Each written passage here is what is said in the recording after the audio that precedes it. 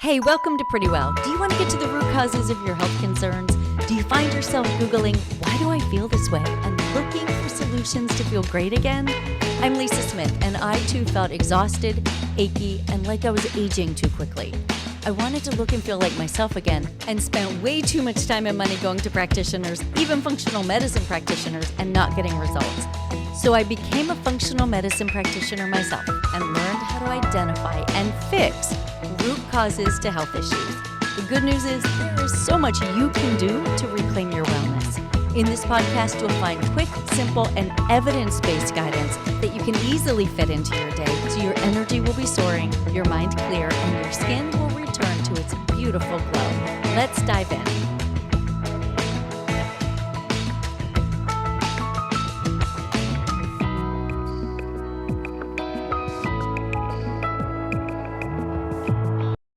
Welcome back to the Pretty Well podcast. I'm Lisa Smith, and thank you for being here. Today, we're talking about something important.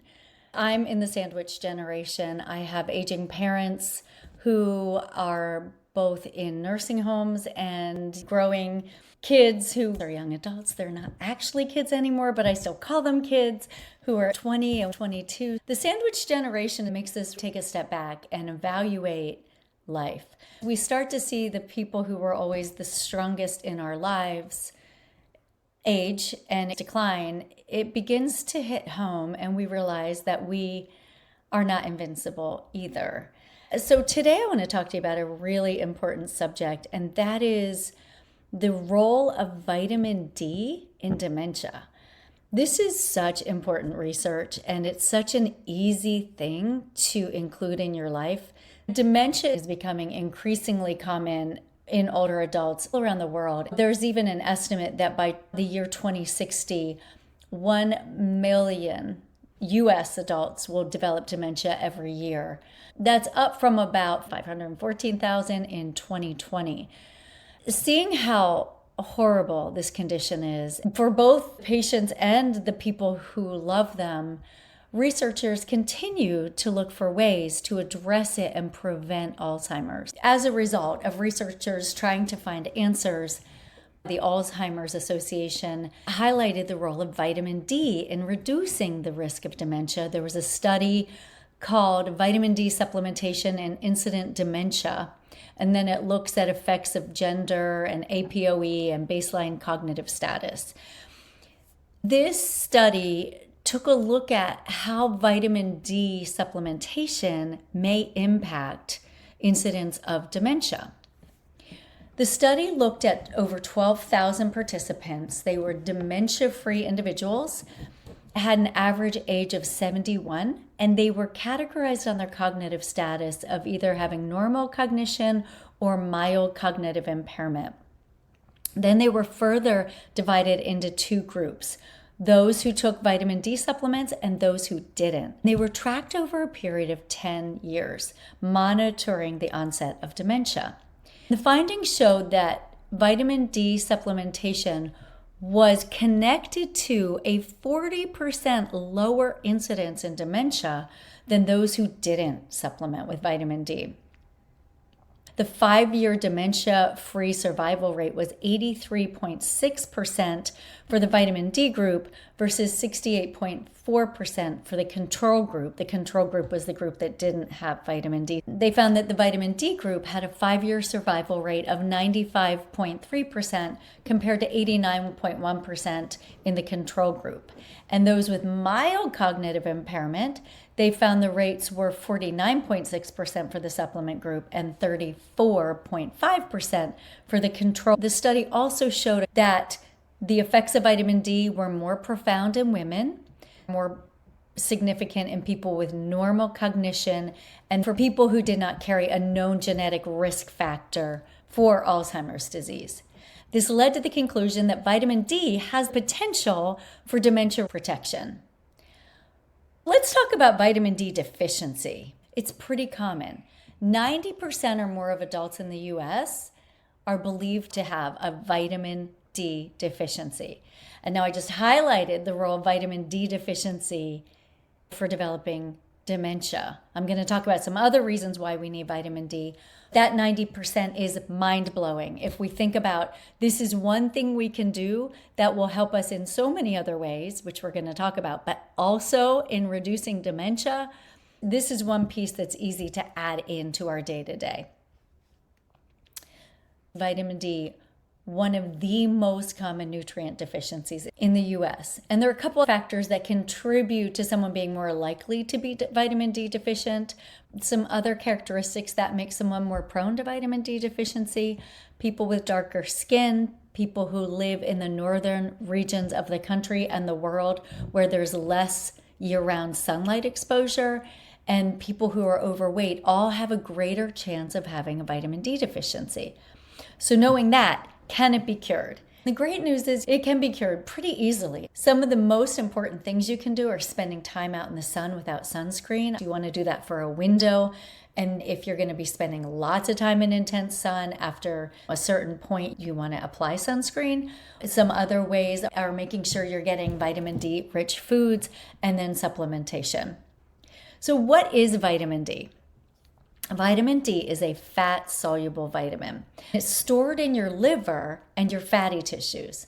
And it's different from other vitamins that you take or make because through the use of sunlight, the body makes most of its own vitamin D rather than relying on food sources. If you relied only on food sources, you wouldn't get enough. I'm going to talk about some good food sources, but the main way we get our vitamin D is through sun exposure.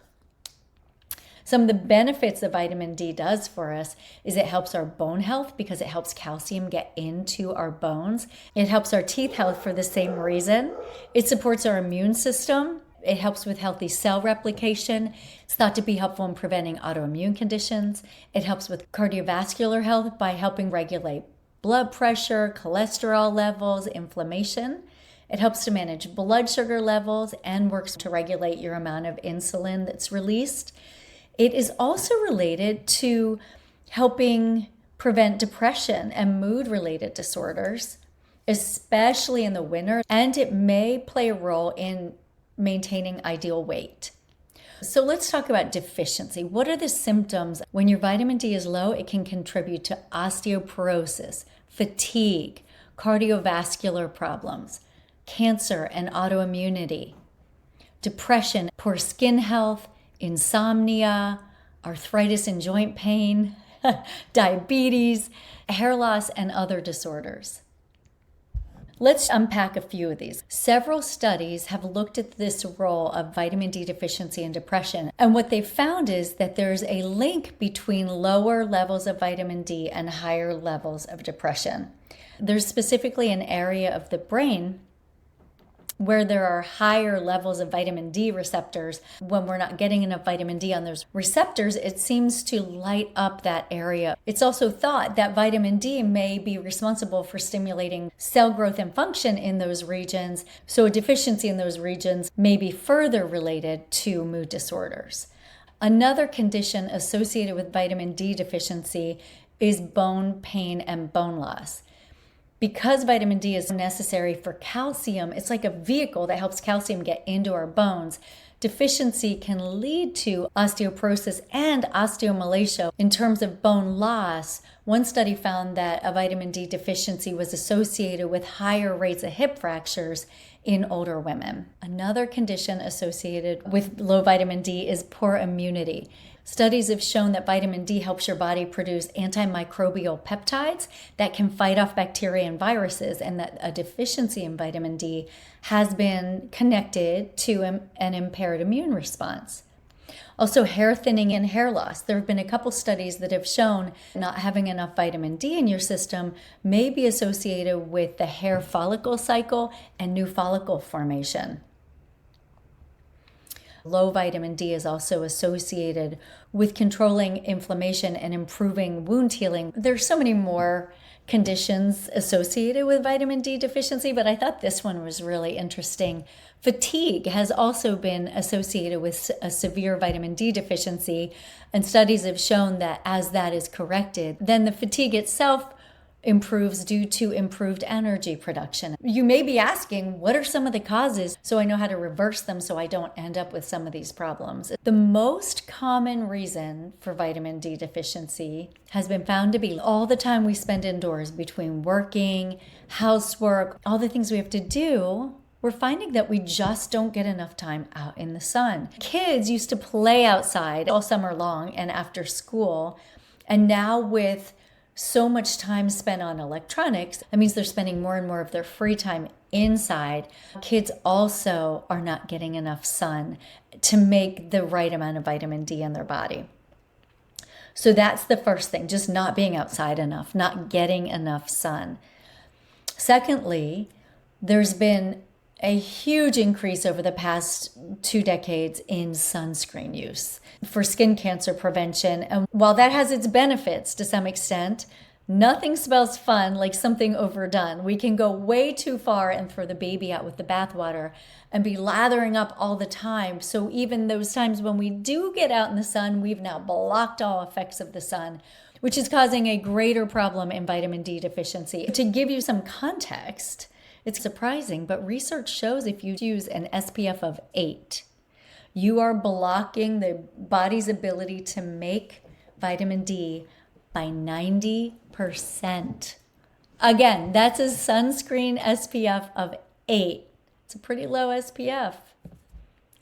If you choose a sunblock with a higher SPF, like 30, which is pretty standard, you are blocking your body's ability to make vitamin D by 99%.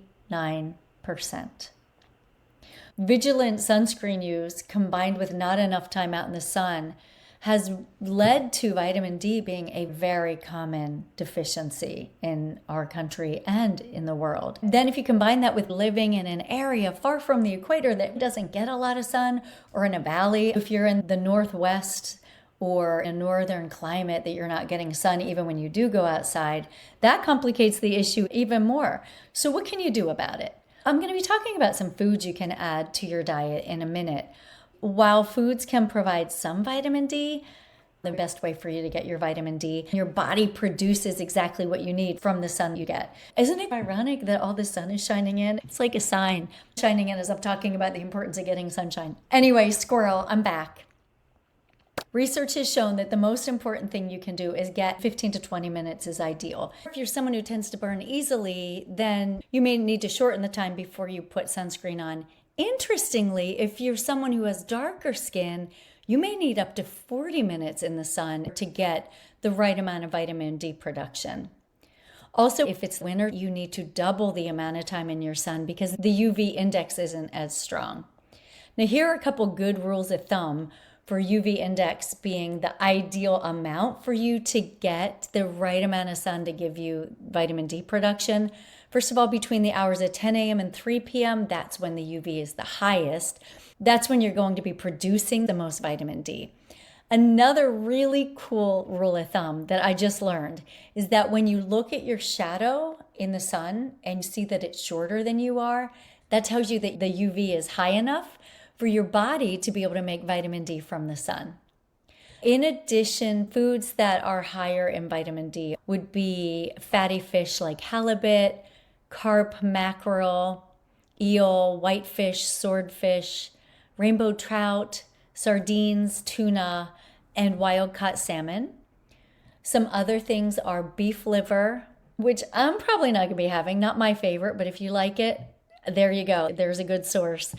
Pastured eggs and fortified milk. If you have low levels of vitamin D on your blood test and you want to raise the vitamin D levels quickly, then supplements are the way to go.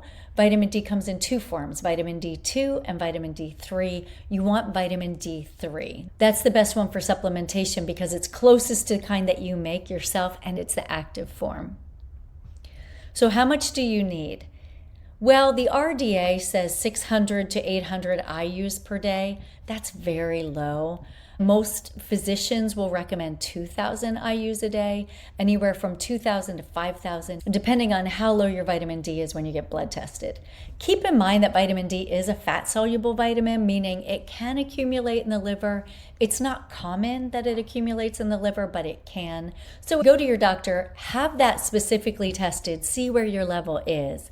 Then get a goal range of where you want it to be, then supplement accordingly, and within 3 to 6 months get a follow-up blood test and see how your body has. That is an important piece of this picture, to get that testing so that you truly know where your levels are. Your doctor will run a test called a 25-hydroxy vitamin D test.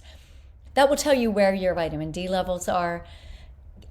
A rule of thumb, 50 plus is a good level, so anything greater than 50 is the goal. 30 to 50 means you want to supplement with vitamin D. Less than 30 means you're very deficient, and it's important to get those levels. Symptoms of low vitamin D would be things like fatigue, bone pain, muscle weakness, osteoporosis or osteopenia, mood changes, frequent illnesses, and poor wound healing. If your vitamin D is low over time, it can lead to weakened bones and bone fractures. It can compromise your immune function. It can lead to cardiovascular problems and what we started talking about today, dementia. How do you raise your levels? You want to make sure you're getting consistent sunlight on a regular basis. If you want to raise your levels quickly, supplementation is the way to go. Remember, vitamin D3 is what you're looking for. And I typically recommend a D3 and a K2 combo. Again, you got to check with your physician on this one because K2 impacts blood clotting. So you don't want to take a K2 if you're already on a medication that impacts blood clotting, like a warfarin, Coumadin, something like that. So keep in mind, these are general recommendations, but you really got to run these by a physician or your healthcare provider to be sure. If you are looking to correct a vitamin D deficiency quickly, and you go with doctor recommended higher doses to increase that blood level quickly, you can actually increase it within just a few weeks, depending on the dosage. If you're just gradually increasing it for optimal levels, it might take 2 to 3 months. As we land the plane on vitamin D today, vitamin D deficiency is one of the most common deficiencies in adult populations, especially when we're in the Northeast and you're not getting as much sun, especially when you work indoors or your kiddos are playing more indoors. And being deficient is a risk factor for a number of chronic diseases, including dementia. Vitamin D deficiency is so preventable. So the last thing I would urge you to do before we wrap up today is when you're at your doctor next time, ask for a vitamin D test. It's so simple. They don't normally include it in a panel. They should, but they don't. So make sure in your regular blood work, or even if you're not due for blood work, have them test your vitamin D so you know where it is, because it's such an easy thing to correct. That way you'll know if you need to supplement or if you need to spend more time in the sun to reach that goal. I appreciate you joining me today for this really important topic. If you haven't yet, go check out Lisa Smith Wellness for resources. I put new resources out every single week, new blog posts, new information. Let me know what you think, and I'll look forward to talking with you again next week. Until then, stay pretty well. Bye.